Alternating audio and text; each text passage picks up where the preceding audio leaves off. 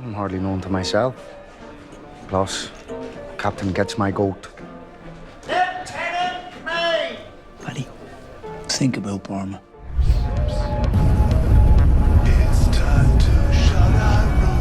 The man the Nazis whispered about wasn't British, he was Irish. Robert Blair, Paddy Mayne's name alone could silence a room. How did a celebrated rugby star transform into the most feared commando of World War II? You're here for the raw truth. Midnight raids, impossible missions, and a medal many say he was robbed of. In this video, we uncover the untold story behind Mayne's rise, rage, and the Victoria Cross he never received. From his fiery beginnings to the creation of the SAS, the desert warfare, his haunted peace, and his final secrets, his legend still unsettles history. Born to hit hard. Robert Blair. Paddy Mayne was born in 1915 in Newtownards, Northern Ireland, a quiet town that could never have predicted the storm it would one day unleash upon history. From an early age, Mayne was a paradox, calm in demeanor, yet possessed by a fierce competitive fire. He excelled in every physical challenge, from boxing to rowing, but it was rugby that forged his legend long before the war ever did. At Queen's University Belfast, where he studied law, Mayne was already known for something far more commanding than academics: his strength, intelligence, and refusal to back down. His tackles were punishing, his leadership magnetic. On the field, he played with the precision of a tactician and the aggression of a man who knew no fear. By his early 20s, Mayne was not only representing Ireland's national rugby team, but had also earned a place on the British and Irish Lions, a rare and prestigious achievement. His teammates admired his calm authority and raw endurance. His opponents feared the way he moved, how he seemed to anticipate every angle of attack. Rugby, for Mayne, was never just a sport. It was controlled war. Every scrum, every tackle, every strategic shift trained him for something bigger, something darker on the horizon. His commanding presence, coupled with an almost obsessive need to win, revealed a mind built for combat long before he ever picked up a rifle.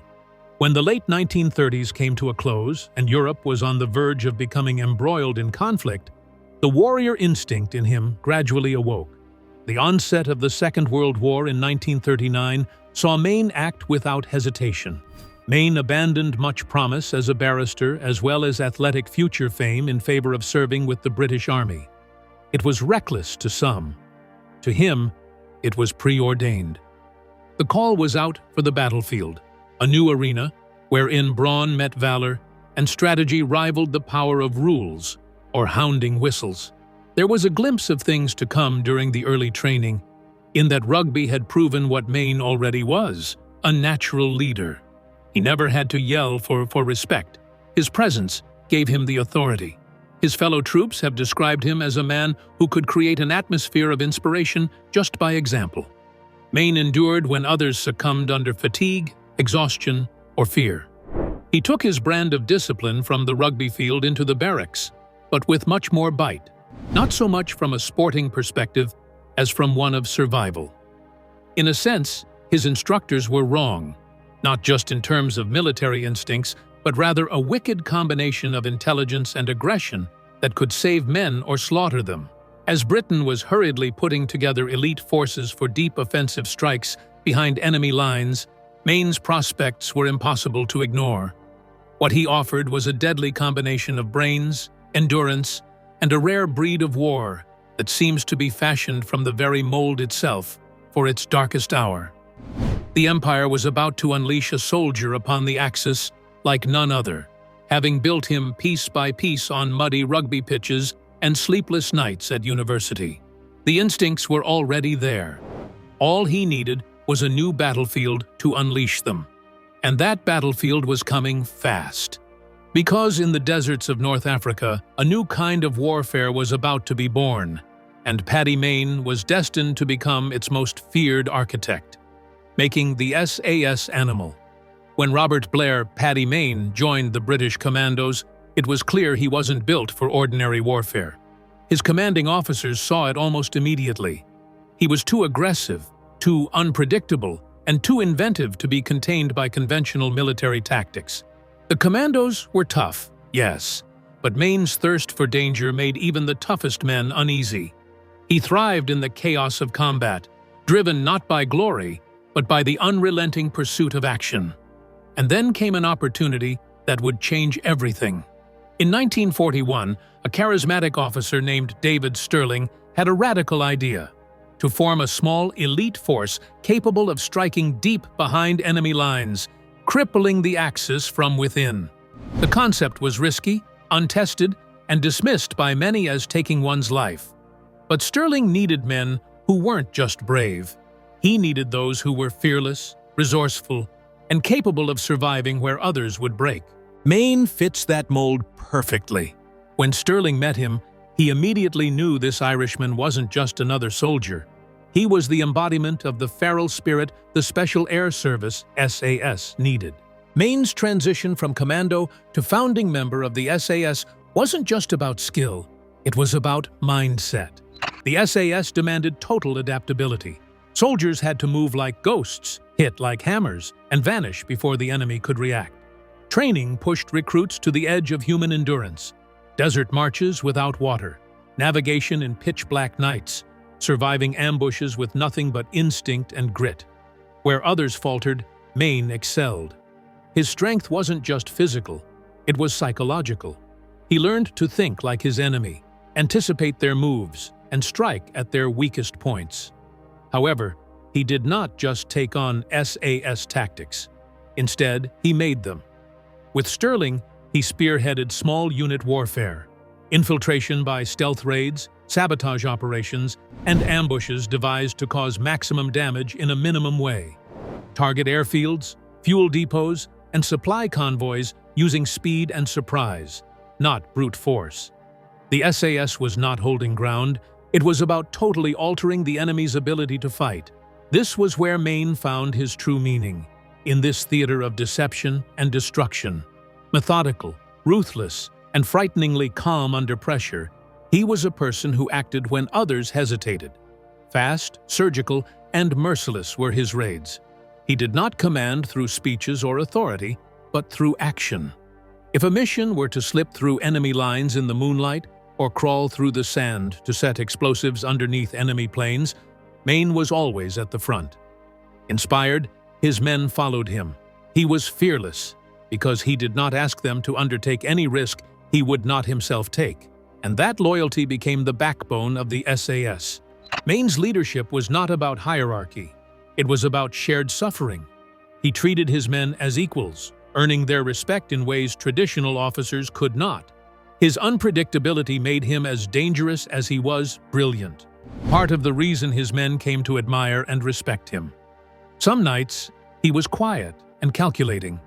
Others, it was as if he were consumed by almost primal energy that struck fear into even his closest comrades. He didn't only plan raids, he lived them, embodying the spirit of controlled chaos that defined the SAS. It would later become one of the most feared and respected special forces units in the world. But in the beginning, the SAS was a desperate gamble. Missions were high risk, odds were brutal, and there was no margin for error. Fail and get captured or die. But Mayne did not fear either of these alternatives. He had already accepted that war was his element, and within that storm, unstoppable. He implanted the SAS as a wild experiment, but he had made it a precision weapon, balancing intellect with aggression in order to turn Sterling's great idea into a lethal reality. All of these ghost soldiers in the desert became legends, and at the center of that legend stood Paddy Mayne, part soldier, part myth, and entirely terrifying. But Mayne wasn't finished shaping warfare yet. The real test of his ruthlessness, the night that would make his name echo through enemy ranks, was still waiting in the heart of North Africa. Airfields in flames. The deserts of North Africa were unforgiving, vast stretches of emptiness where survival was uncertain, and every grain of sand seemed to hide an enemy. For Robert Blair, Paddy Mayne, it was the perfect hunting ground. This was where the Special Air Service would earn its reputation as the most feared Special Forces unit of World War II, and where Mayne himself would become a legend. The goal was simple but deadly: destroy the enemy's ability to fight from the air. For the SAS, that meant striking at the heart of Axis air power, its airfields. In late 1941, the SAS prepared for a daring night raid deep behind enemy lines in Libya. The mission was madness on paper. A handful of men, driving through miles of desert in jeeps and trucks, tasked with infiltrating heavily guarded German and Italian airfields and reducing them to ashes. The odds of survival were slim. But to Mayne, risk was oxygen. As the unit crept toward the enemy base under the cloak of darkness, silence became their greatest weapon. They moved like shadows across the sand, each step calculated, every sound muffled by the wind. The operation took place with alarming precision upon the team reaching the airfield. Mayne's team planted explosives underneath rows of aircraft, perfectly in line, easy target for them under the still desert night hours. Yet, for Mayne, sabotage was not enough. As the first detonations lit the base with flames, he plunged into the maelstrom. Together with a handful of commandos, he raided a nearby mess hall where a relaxed, laughing, and drinking crowd of Italian and German soldiers was making merry. The door went flying in splinters before Mayne fired without waiting for orders. The laughter turned to screams in a heartbeat. So vicious, so straightforward, so incredibly cruel. For Mayne, it was not bloodlust, but psychological warfare. All the survivors from that night would carry fear in them for the remainder of the war. A raid resulting in the destruction of more than 30 aircraft and the annihilation of supplies and morale. The Axis command quite soon realized those were not the usual raiders. They were ghosts. Came from nowhere, struck with surgical savagery, then vanished into the darkness. The Germans knew them under a name whispered in fear: the Devils of the Desert. This was a strategic campaign of tactics and psychology for Mayne. He recognized terror as a weapon just as deadly as bullets. For every airfield burned, there was a message sent. Master call, no matter how far the Axis advanced, they were never safe. His daring missions crippled supply routes, grounded aircraft, and demanded the diversion of enemy troops to secure their bases. These attacks were so effective that they transformed the SAS from an experimental force into a decisive factor in the North African campaign. Yet with this wave of success came a personal change. A crushing role that had given discipline to the man on a rugby field now offered chainless ravage to his spirit. Not executing orders, now he was inventing a new kind of war. He was simultaneously feared and legendary for his capacity to improvise in pandemonium, adapt on the battlefield, and command under impossible conditions. Fellow soldiers said he was disturbingly calm amidst gunfire and explosions, deliberate, calculating, and utterly unafraid. It is a lifelong training on data running up to October 2023. The desert became his home. He could read moods, sense arriving patrols, and traverse endless dunes. All of it, it appeared, was instinct. He could not learn from outside.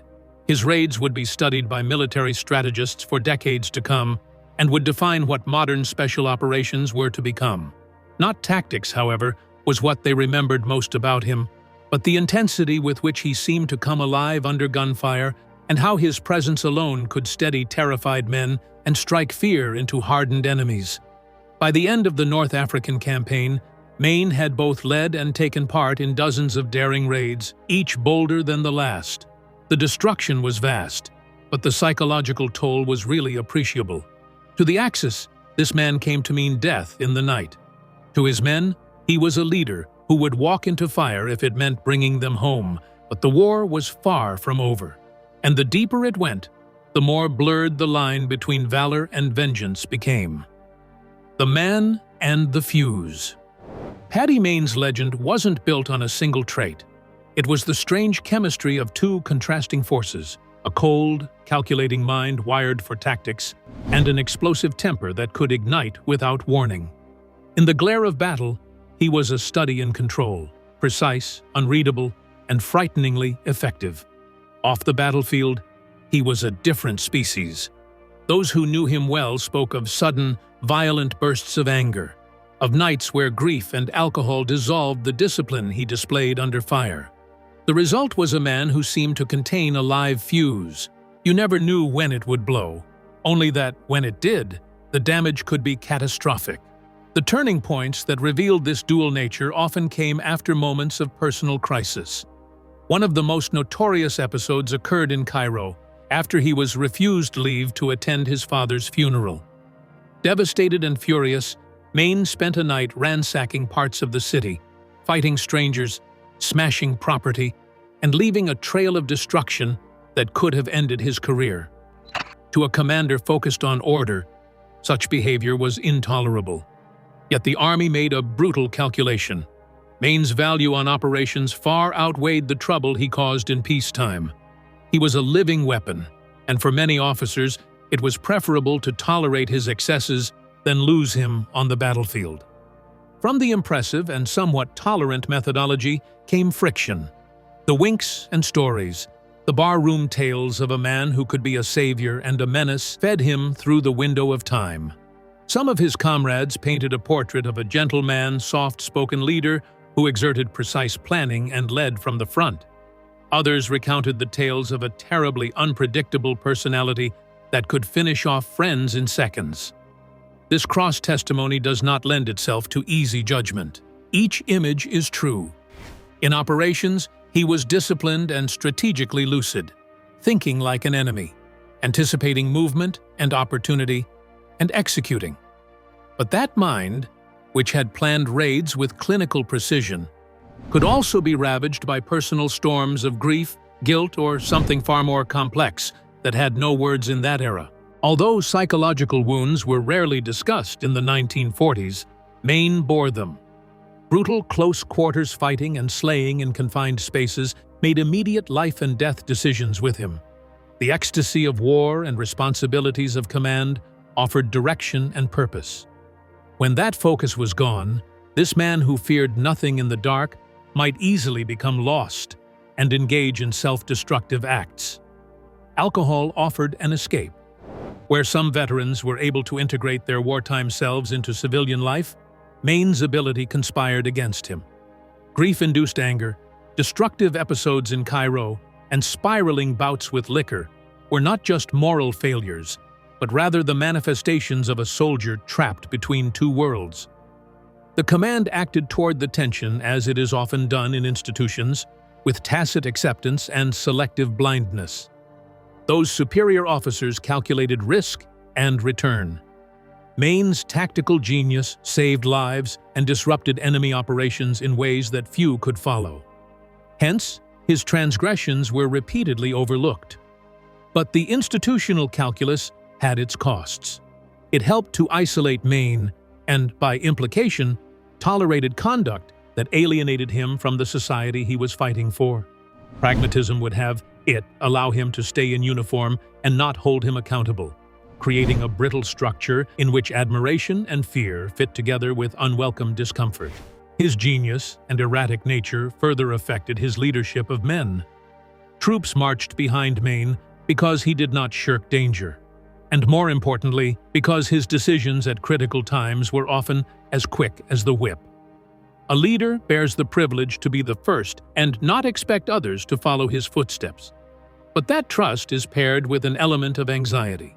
Men will fight better for him, but they will also learn precaution, keep clear when he drinks, avoid meeting him privately, and never confuse unpredictability with cruelty without cause.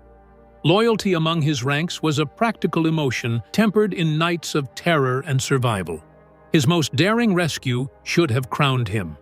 Instead, it started a scandal, the medal that vanished. By 1945, Robert Blair Paddy Mayne had already carved his name into military legend. He'd led raids across North Africa, Sicily, France, and Germany, each one daring enough to sound like fiction. He was respected by his men, feared by his enemies, and quietly resented by some in command. But in the final months of the war, Mayne performed an act so courageous that it should have earned him the highest military honor Britain could bestow, the Victoria Cross. Instead, what followed was one of the most baffling and controversial snubs in World War II history. It happened in April 1945, near the German town of Oldenburg. The war in Europe was nearing its bloody end, but danger was still everywhere. A British unit had been ambushed by German forces and was trapped under relentless fire. The situation was desperate. Men were pinned down, wounded, and unable to retreat. Mayne didn't hesitate. He jumped into a jeep, taking only one volunteer with him, and roared straight into the firefight. Bullets tore through the air, tracers lighting up the gray dawn. Most men would have stayed under cover. Mayne drove into hell. What followed was nothing short of cinematic. Weaving through enemy fire, he reached the wounded soldiers, dragged them into his jeep, and drove them out, again and again. Each trip meant crossing the same deadly ground, each rescue a gamble with death. He didn't stop until every man who could be saved was safe. Witnesses described him as unstoppable, as if the danger simply didn't exist. His final pass through enemy lines broke the German assault entirely, his sheer audacity forcing them to fall back in disbelief. It was the kind of bravery that, by all standards, demanded the Victoria Cross. His commanding officers thought so too. The recommendation was written and sent up the chain. Everyone expected the award to be approved without question, but then, silence. Somewhere in the bureaucracy of the British Army, the nomination stalled. When the paperwork finally resurfaced, the recommendation had been downgraded to a Distinguished Service Order, his fourth. Even King George VI reportedly questioned the decision, wondering aloud why a soldier with such a record had been overlooked once again.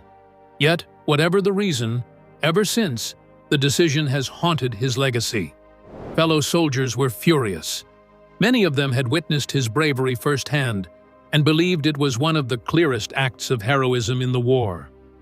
They felt that the system had failed him, that politics had trumped courage. Over decades, military historians, veterans, and even politicians have called upon the British government to award Mayne a posthumous Victoria Cross, citing that his deeds fit every criterion. Despite repeated reviews, though, the British government has yet to reverse the verdict. The medal remains missing, a ghostly gap in a record full of glory. For Mayne, however, it was beyond a lost decoration. It was an injury. Those close to him believed it deepened his disillusionment with authority and fed the growing restlessness he developed after the war. He had given everything, his body, his peace of mind, his identity, for the fight. And in return, the establishment had denied him the honor that seemed rightfully his. It was a betrayal that cut deeper than any physical scar. The battle ended, but his war didn't stop when the guns did. Peace without shelter. When the war finally ended in 1945, Robert Blair, Paddy Mayne, returned to a world that no longer made sense to him. For 6 years, his life had been defined by chaos, command, and constant danger. He was a man who thrived on risk, whose pulse only steadied under fire. Now, standing in the quiet streets of Northern Ireland, that fire had nowhere to go. The fearless soldier who had led night raids through enemy lines found himself surrounded not by comrades, but by silence. And that silence was unbearable. The war had taken its toll. Mayne's body was broken by years of combat. A severe spinal injury, sustained during one of his missions, left him in constant pain. Once a powerful athlete and national rugby star, he could no longer return to the sport that had once defined him. His physical decline mirrored a deeper struggle, one that had no name in 1945, but is now recognized as post-traumatic stress disorder. Mayne carried the war inside him. Every sound, every shadow, every sleepless night dragged him back to the desert, to the screams, to the gunfire that had once been his music. And now he tries to adjust again. He returned to law school and began to work in a law firm, which is an admirable profession for a man like him, but the whole transition felt empty. The man who had once lived by the code of honor was now confined to the drudgery of paperwork and polite conversation. Distant, uneasy, and troubled, that's how his colleagues described him. The adrenaline dissipated, almost taking with it his peace. He had no way to channel his discipline and no outlet for his aggression. The world had long since moved on, but Paddy Mayne was still at war with himself. His drinking was his savior and his doom. It dulled the pain, it numbed the memories, it quieted the ghosts whose whispers never ceased. But it also unleashed the temper that, up until then, had almost defined him. Those who came across him in those years saw glimpses of the old Mayne, the fierce spirit that commanded a room, but they also witnessed the unraveling. Polite and charming one moment, then violent and unpredictable. Few could begin to appreciate the tiredness underneath the bravado, the deep despondency. Now we are in the month of December, and it marks the date of the 14th in the year 1955. After drinking for an entire night in his hometown of Newtownards, Mayne climbed into his car and started the short journey to his home. It was early morning, and the streets had grown quiet and cold. Somewhere along that quiet road, his car veered off the road and collided with a parked lorry. He died instantly, for he was only 40 years old. The irony could not be lost on a man who had wrung his body in countless raids, storms, and the fate of the deadliest missions in the war. He had faced that death with his eyes wide open 100 times, only for him to be snatched by chance on a peaceful road. A funeral attended by crowds from across all Ireland and Great Britain, soldiers, veterans, and civilians. The men who served under him would speak in awe of his courage.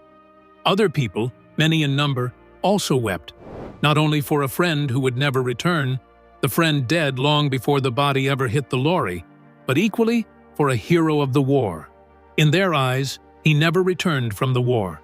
His body had survived it, but somewhere along the road, in all those burning airfields or silent dunes that made a legend of him, his spirit had been left behind. Even in silence, questions trailed him. The most private one never answered. An enigma off duty. The deserts of North Africa were unforgiving, vast stretches of emptiness where survival was uncertain, and every grain of sand seemed to hide an enemy. For Robert Blair Paddy Mayne, it was the perfect hunting ground. This was where the Special Air Service would earn its reputation as the most feared Special Forces unit of World War II, and where Mayne himself would become a legend. The goal was simple, but deadly: destroy the enemy's ability to fight from the air. For the SAS, that meant striking at the heart of Axis air power, its airfields. In late 1941, the SAS prepared for a daring night raid deep behind enemy lines in Libya. The mission was madness on paper. A handful of men, driving through miles of desert in jeeps and trucks, tasked with infiltrating heavily guarded German and Italian airfields and reducing them to ashes. The odds of survival were slim. But to Mayne, risk was oxygen. As the unit crept toward the enemy base under the cloak of darkness, silence became their greatest weapon. They moved like shadows across the sand, each step calculated, every sound muffled by the wind. Upon arriving at the airfield, the operation was performed with frightening precision. Mayne's group had placed the explosives under rows of aircraft, which were parked in a perfect line, easy sleighs in the quiet desert night. However, Mayne had more than that on his mind. As the first explosions lit up the base and the night with flames, he headed straight for the tumult. He went there with his commandos and took a mess hall hostage where Italian and German soldiers were eating, laughing, and having drinks. Without thinking he was going to do any harm, Mayne kicked the door to the mess hall and started shooting like a maniac. In a matter of seconds, the laughter turned to cries. It was a brutal, simple, and effective attack. For Mayne, it was not the lust for blood, but the warfare of the mind. His idea was to have the enemy trouble the whole war, if they survived the night. More than 30 pieces of aircraft were left in ruins, the supplies were burnt to nothing, and the morale of the enemy was gone to pieces after the raid. The Axis High Command was prompt to become aware that those were no common raiders, but spirits. They were everywhere, non-militant, but still ready for the slay, and disappeared in the dark. Germans were so amazed that they whispered in fear, giving the Desert Devils as their unsaid name. We can say that it was not only the tactical side of the issue, but also Mayne's psychological side of the situation. He was aware that terror could be a weapon just as deadly as bullets. Each airfield that was set on fire was the enemy receiving a message. No matter how they extended, the Axis were always going to be challenged. The courage of his troops in cutting the supply lines, taking over the enemy's aircraft, and others made the enemy scatter his bases, and thus service and supplies got harder to transport. The very same barbarity of these attacks made the SAS abandon the tag of a mere experimental unit to make itself a mighty one in the North African War. If you want more untold stories that challenge easy answers, like, comment, and subscribe. Drop your take on whether Paddy Mayne deserved the Victoria Cross. And when you're ready, watch the next video on screen for deeper dives into the legends and the truths of wartime history.